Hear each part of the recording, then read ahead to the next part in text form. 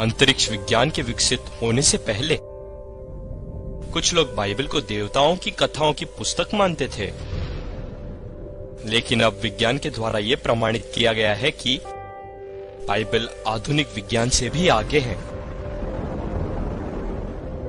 3500 वर्ष पहले कांस्य युग में अंतरिक्ष की अवधारणा सत्य से बहुत दूर थी। प्राचीन भारतीय विश्वास करते थे कि पवित्र जंतु पीठ पर पृथ्वी को संभाले रहे हैं। सुमेरी सोचते थे कि पृथ्वी समतल है। प्राचीन लोग ऐसा सोच भी नहीं पाते थे कि पृथ्वी अंतरिक्ष में लटकी हुई है।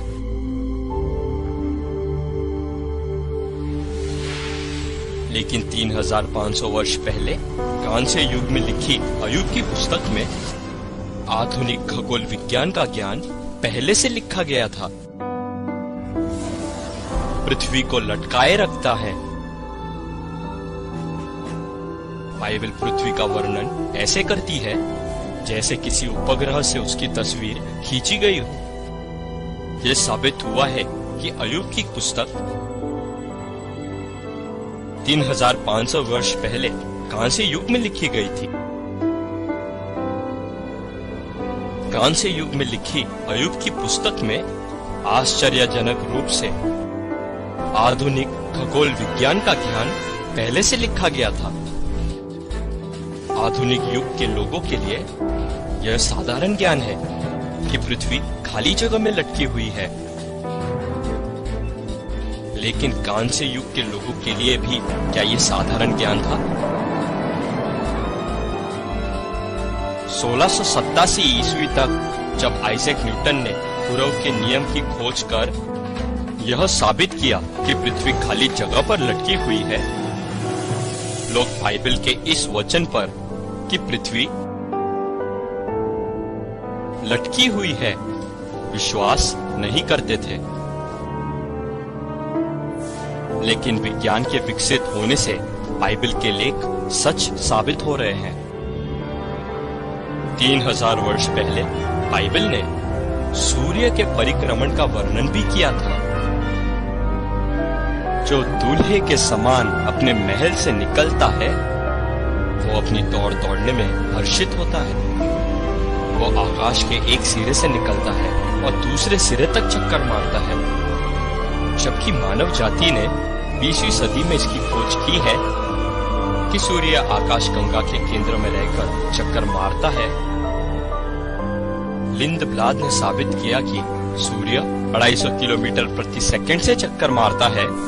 सूर्य के चक्कर मारने के बारे में बाइबल के लेख सच साबित हो गए हैं। 3500 वर्ष पहले बाइबल ने ठीक रूप से पृथ्वी की भीतरी संरचना का वर्णन किया। यह भूमि जो है उससे रोटी तो मिलती है, परंतु उसके नीचे के स्थान मानो आंख से उल्टा दिए जाते हो।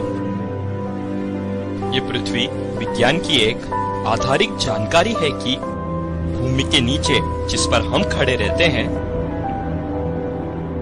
धधकती आग की झील है। लेकिन 19वीं सदी तक लोग मानते थे कि परमेश्वर का यह वचन कि भूमि के नीचे आग की झील है सिर्फ बेतुकी है। 20वीं सदी में पृथ्वी की भीतरी संरचना की खोज की गई।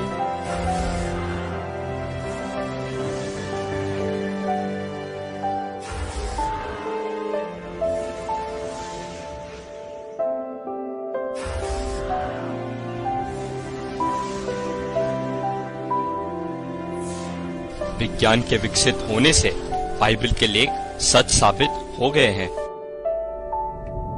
3500 वर्ष पहले किसी के पास जल चक्र के बारे में कोई जानकारी नहीं थी,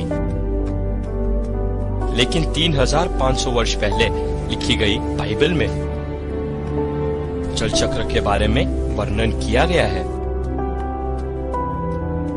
क्योंकि वो तो जल की बूंदे ऊपर को खींच लेता है, वो कोहरे से मेघ होकर टपकती है। वो ऊंचे ऊंचे बादल उंडेलता है, मनुष्य के ऊपर बहुतायत से बरसाते हैं। जल चक्र के 3 स्तर है, वशीकरण, धनीकरण और वर्षण। सूरज की गर्मी समुद्र या नदी की सतह पर लाखों टन के जल को हर दिन भाप बनाती है। ये भाप घनी होकर बादल बन जाती है।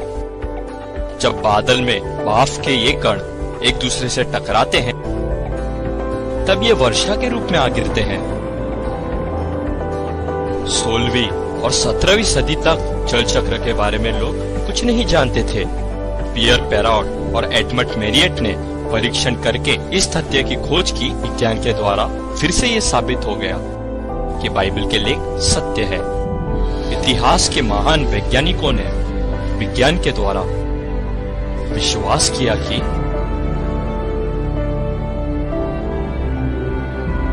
परमेश्वर का अस्तित्व है और बाइबल सत्य है। परमेश्वर जो भला है, उन्होंने हमारे लिए अंतरिक्ष को बहुत ही व्यवस्थित रूप से बनाया है।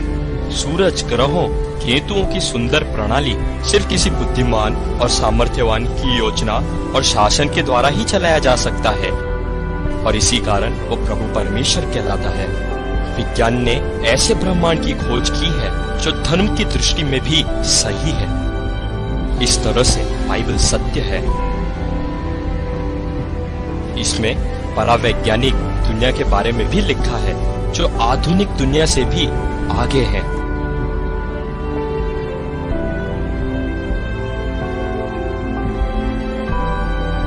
समस्या ये नहीं कि परमेश्वर के पास कुछ अभाव है, पर हमारी मूर्खता है, जिसके कारण हम में समझने की कमी है।